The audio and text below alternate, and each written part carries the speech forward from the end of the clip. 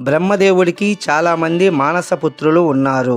వారిలో సనక, సనందన, సనాతన, సనత్ కుమార అనే నలుగురు పుత్రులు కలరు. వారిని బ్రహ్మదేవుడు ఈ సృష్టిని ప్రారంభించడానికి మునిపే తనకి సహాయంగా ఉండడం కోసం వారిని పుట్టిస్తాడు. అంటే వారు ఈ సృష్టి ప్రారంభానికి ముందే జన్మించిన వాళ్ళు పుట్టి ఎన్నో యుగాలు గడుస్తున్నా కూడా వారి తపోశక్తి వలన ఆ నలుగురు సోదరులు 6 సంవత్సరాల పిల్లలులాగే ఉంటారు. ఇంకా వారు మహాజ్ఞానులు, గొప్ప తపోశక్తి సంపన్నులు. లోకంలోని జనులకు భక్తిని పెంపొందించి వారిని ముక్తి మార్గంలో నడిపించడానికి ఆ నలుగురు మహర్షులు బ్రహ్మచర్య దీక్ష చేపట్టి లోక కళ్యాణానికై తమ జీవితాన్ని అంకితం చేశారు. ఒకసారి వారు శ్రీ మహావిష్ణువుని దర్శించడానికి వైకుంఠానికి వెళతారు. అప్పుడు వైకుంఠ ద్వారపాలకులుగా ఉన్న జయ విజయులు వారిని అడ్డగించి, ఇప్పుడు శ్రీ మహావిష్ణువు ఏకాంత సమయం, ఈ సమయంలో స్వామిని చూడడానికి ఎవరికీ అనుమతి లేదు, కావున మీరు వెళ్ళండి అంటూ వారితో చెప్పగా, అప్పుడు ఆ మునులు జయ విజయులతో, దేవదేవుడైన ఆ మహావిష్ణువుని చూడడానికి మాకు ఎవరి అనుమతి అవసరం లేదు. మేము ఎప్పుడైనా మా స్వామిని చూడవచ్చు, కావున మాకు అడ్డు తొలగండి అని వారితో చెబుతారు. అప్పుడు జయ విజయులు వారితో, శ్రీ మహావిష్ణువుని దర్శించాలంటే ముందుగా మేము అనుమతి ఇవ్వాలి, మా అనుమతి తీసుకొనే మీరు లోపలికి వెళ్ళాలి అంటూ వారితో చాలా దురుసుగా ప్రవర్తిస్తారు. జయ విజయుల ప్రవర్తనకు కోపగించిన ఆ ఋషులు, వైకుంఠ ద్వారపాలకులు అయినందున మీకు ఇంత గర్వమా? నేటి నుండి మీ పదవులు తొలగి మీరు భూలోకంలో రాక్షసులై పుడతారు అంటూ శపిస్తారు. అలా ఆ మహర్షులు శపించడంతో జయ విజయులు ఎంతో బాధపడుతూ, మా తప్పులని క్షమించి మాకు శాప విమోచనాన్ని కలిగించండి అంటూ ఆ మహర్షుల కాళ్ళపై పడి వేడుకుంటారు. అప్పుడు శ్రీ మహావిష్ణువు వారి ముందు ప్రత్యక్షమవుతాడు. మహావిష్ణువుని చూసి ఆయన ఆశీస్సులు పొందిన ఆ జ్ఞానులు అక్కడి నుండి బయలుదేరి వెళతారు. ఇక శాపం పొందిన జయ విజయులు ఎంతో బాధపడుతూ తమకి శాప విమోచనం కలిగించమని శ్రీ మహావిష్ణువుని వేడుకుంటారు. అప్పుడు శ్రీ మహావిష్ణువు వారితో, దేవుణ్ణి చూడాలని భక్తులు ఎంత ఆరాటపడతారో అలాగే దేవుడు కూడా తమ భక్తుల్ని చూడాలని అనుకుంటాడు. కానీ మీరు ఇవేమీ తెలుసుకోకుండా వైకుంఠ ద్వారపాలకులమన్న గర్వంతో మీరు వారితో అలా ప్రవర్తించడం మీరు చేసిన పెద్ద తప్పు. మిమ్మల్ని శపించిన ఆ నలుగురు సోదరులు సామాన్యులు కాదు, మహాజ్ఞానులు, గొప్ప తపోశక్తి సంపన్నులు, బ్రహ్మ మానస పుత్రులు. వారి శాపము వృధా పోదు. అందువలన మీరు 7 జన్మల్లోనూ రాక్షసులుగా పుడతారు. మీరు అసురులుగా జన్మించినా కూడా నా భక్తులుగానే ఉంటారంటూ శ్రీ మహావిష్ణువు వారితో చెబుతాడు. అప్పుడు జయ విజయులు, స్వామి, మిమ్మల్ని విడిచి ఒక క్షణం కూడా మేము ఉండలేము. అలాంటిది 7 జన్మలు మీకు వైకుంఠానికి దూరంగా రాక్షసులుగా జీవించాలంటే మా వల్ల కాదు. మరొక మార్గం ఏదన్నా ఉంటే చెప్పండి అని అడుగుతారు. వారి బాధను చూసిన శ్రీ మహావిష్ణువు, అయితే మీరు 3 జన్మలు నా శత్రువులుగా పుట్టండి. ఆ 3 జన్మల్లోనూ నన్ను మీరు జన్మ విరోధిగా చూస్తారు. నాతో యుద్ధానికి వచ్చి నాతో సంహరించబడతారు. అలా 3 జన్మలు గడిచిన తరువాత తిరిగి వైకుంఠం చేరుకుంటారు అని చెబుతాడు శ్రీ మహావిష్ణువు. అప్పుడు జయ విజయులు, 7 జన్మలు తీసుకొని మహావిష్ణువుకి దూరంగా ఉండడం కన్నా విష్ణు విరోధులుగా 3 జన్మలను తీసుకొని ఆయన చేతే సంహరించబడి త్వరగా వైకుంఠం చేరుకోవడం మేలు అని అనుకొని 3 జన్మలు విష్ణు విరోధుల్లా ఉండేలా జన్మలను ఎంచుకుంటారు. దీని కారణంగా జయ విజయులు ఒక అవతారంలో హిరణ్యాక్ష హిరణ్య కశిపులుగా, మరొక అవతారంలో రావణాసుర కుంభకర్ణులుగా, ఇక చివరిగా 3వ అవతారంలో శిశుపాలుడు దంతవక్రుడిగా జన్మిస్తారు. ఇక జయ విజయుల 3 జన్మలను చూసుకుంటే, మొదటి జన్మలో హిరణ్యాక్ష హిరణ్య కశిపుడిగా ముల్లోకాలను జయించిన మహారాక్షస వీరులుగా ఉంటారు. ఇక 2వ జన్మలో రావణాసురుడు కుంభకర్ణుడిగా జన్మించినప్పుడు మొదటి జన్మలో వారికున్న శక్తులు చాలా వరకు తగ్గుతాయి.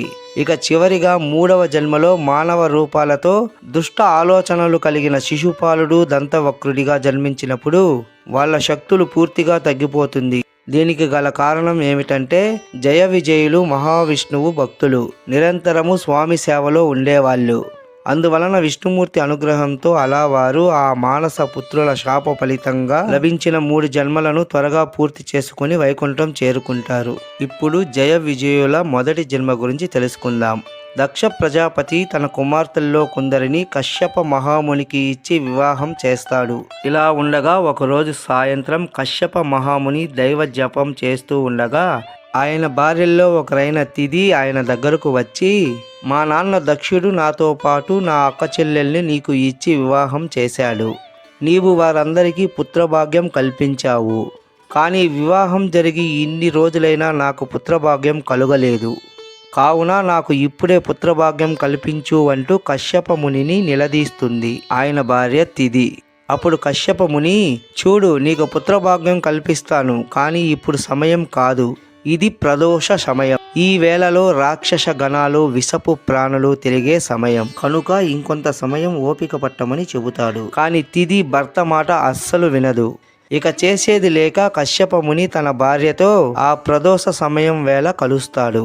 దాని ఫలితంగా ఆ దంపతులకు ఏకకాలంలో 2 రాక్షసులు జన్మిస్తారు. అలా కవలలుగా జన్మించిన వారిలో మొదటివాడు హిరణ్యకశిపుడు, రెండవవాడు హిరణ్యాక్షుడు. ఇంకా వీరు అసురులు కావడం వలన లోక కళ్యాణార్థమై అసురుల్ని సంహరిస్తున్న ఆ శ్రీ మహావిష్ణువుని తమ శత్రువులుగా భావించి ఎలాగన్నా శ్రీ మహావిష్ణువుని అంతం చేయాలి అనే భ్రమలో ఉంటారు. ఇంకా ఈ అన్నదమ్ములు తమ అసుర శక్తితో ముల్లోకాలు తిరుగుతూ అక్కడ ఉన్న దేవతలను, ఋషులను నానా హింసలు పెడతారు. అంతేకాకుండా భూమిపై గల మునులను, ఋషులను, ప్రజలను నానా హింసలు పెడుతూ భగవంతుడి ఆరాధనలను జరగనీయకుండా సర్వనాశనం చేస్తారు. మేమే దేవుళ్ళము, ఆ శ్రీ మహావిష్ణువుని అంతం చేయగల రాక్షస వీరులం. మాకు భయపడి ఆ శ్రీ మహావిష్ణువు ఎక్కడో దాక్కున్నాడు అని అంటూ ఇకపై వాళ్ళనే దేవుడిగా ఆరాధించాలని, అలా కాకుండా తమ మాట వినని వారిని చిత్రవాద చేస్తూ చంపేవాళ్ళు. వీరి వలన దేవతలు, మునులు, సామాన్య ప్రజలు ఎన్నో రకాల బాధలు పడుతూ ఉండేవాళ్ళు. ఇది చాలదన్నట్టు హిరణ్యాక్షుడు తనకి మరణం అనేదే లేకుండా ఉండేలా వరాన్ని పొందాలని బ్రహ్మదేవుణ్ణి గూర్చి ఘోరమైన తపస్సుని ప్రారంభిస్తాడు. హిరణ్యాక్షుడి కఠోరమైన తపస్సును చూసి దేవతలు ఎంతో భయపడతారు. హిరణ్యాక్షుడి తపస్సుకి మెచ్చి బ్రహ్మదేవుడు అతనికి మరణం లేకుండా వరాన్ని ఇస్తే, ఇక వరం పొందిన హిరణ్యాక్షుడు తమని నానా హింసలు పెడతాడు అని భయపడ్డ దేవతలు హిరణ్యాక్షుడి తపస్సుని భగ్నం చేయడానికి ఎన్నో ప్రయత్నాలు చేస్తారు. ఇలా ఎన్ని ప్రయత్నాలు చేసినా అతడి తపస్సుని భగ్నం చేయడం దేవతల వల్ల కాదు. అలా కొన్ని వేల సంవత్సరాలు గడిచిన తరువాత హిరణ్యాక్షుడి తపస్సుకు మెచ్చిన బ్రహ్మదేవుడు అతడికి ప్రత్యక్షమై నీకు ఏం వరం కావాలో కోరుకో అని అడుగుతాడు. అప్పుడు హిరణ్యాక్షుడు తనకి మరణం అనేది లేకుండా ఉండేలా వరాన్ని ఇవ్వవలసిందిగా బ్రహ్మదేవుణ్ణి కోరుతాడు. పుట్టిన ప్రతి జీవి ఏదో ఒక రోజు మరణించాల్సిందే, కాబట్టి ఈ వరం కాకుండా మరొక వరం ఏదన్నా కోరుకో అని అడుగుతాడు బ్రహ్మదేవుడు. అప్పుడు హిరణ్యాక్షుడు బాగా ఆలోచించి తనకి దేవతల వలన కానీ, మానవుల వలన కానీ, మృగాల వలన కానీ తనకి మరణం అనేదే లేకుండా ఉండేలా వరాన్ని అడుగుతాడు హిరణ్యాక్షుడు. బ్రహ్మదేవుడు కూడా అతడు కోరిన విధంగా వరాన్ని ఇస్తాడు. ఈ వరాన్ని పొందిన హిరణ్యాక్షుడు దేవలోకాలపై యుద్ధానికి వెళ్ళి దేవతలను నానా చిత్రహింసలు చేస్తాడు. అంతేకాకుండా భూమిపైకి వచ్చి భూమిపై ఉన్న సముద్రుడిపైకి యుద్ధానికి వస్తాడు. తన శక్తివంతమైన గదతో సముద్రాన్ని బలంగా కొడతాడు. ఆ దెబ్బకి సముద్రుడు ఆకాశమంతా ఉప్పొంగి భూమిపై పడతాడు. ఈ భూమండలమంతా సముద్రపు నీటితో నిండిపోతుంది. ఇక అప్పుడు హిరణ్యాక్షుడు ఈ భూమినంతా సముద్ర గర్భంలోకి లాక్కొని వెళ్ళిపోతాడు. ఇక ఆ తరువాత దేవతలు, భూమాత, భూపాలకుడైన మను వీళ్ళందరూ కలిసి హిరణ్యాక్షుడికి అంతటి వరాన్ని ప్రసాదించిన బ్రహ్మదేవుడి దగ్గరకు వెళ్ళి తమ బాధలను చెప్పుకుంటారు. ఆ సమయంలో శ్రీ మహావిష్ణువు చిన్న వరాహ రూపం దాల్చి బ్రహ్మదేవుడి ముక్కు రంధ్రాల్లో నుంచి కింద పడతాడు. కింద పడ్డ ఆ చిన్న వరాహం చూస్తూ ఉండగానే అంతంతగా పెరుగుతూ ఆకాశమంత పెద్దదిగా మారి ఉగ్ర వరాహస్వామి అవతరిస్తాడు. అలా వరాహ రూపం దాల్చిన శ్రీ మహావిష్ణువుని దేవతలందరూ వేడుకుంటారు. ఇక ఆ ఉగ్ర వరాహస్వామి సముద్ర గర్భంలో ఉన్న భూదేవిని తన ముక్కు కొమ్ములతో పట్టుకొని హిరణ్యాక్షుడితో యుద్ధానికి దిగుతాడు. తనకి మరణం లేదన్న భ్రమలో ఉన్న హిరణ్యాక్షుడు వరాహ రూపంలో ఉన్న శ్రీ మహావిష్ణువుతో యుద్ధానికి వెళతాడు. ఆ యుద్ధంలో వరాహస్వామి హిరణ్యాక్షుణ్ణి దారుణంగా చంపేస్తాడు. ఆ తరువాత భూమిని యథాస్థానంలోకి చేరుస్తాడు. అలా హిరణ్యాక్షుడి పీడ వదలడంతో దేవతలు, ఋషులు, ప్రజలు ఎంతో సంతోషిస్తారు. ఇక తన తమ్ముడి మరణంతో శ్రీ మహావిష్ణువుపై ఇంకా ఎక్కువ కోపాన్ని పెంచుకుంటాడు హిరణ్యకశిపుడు. లోక వినాశనాల్ని కోరుకునే వాళ్ళు ఎంతటి శక్తివంతులైనా, ఎంతటి వరాన్ని పొంది ఉన్నా కూడా లోక కంటకులకు వినాశనం తప్పదు అని ఈ వరాహ అవతార విశేషాలను తెలుసుకుంటే మనకి తెలుస్తుంది.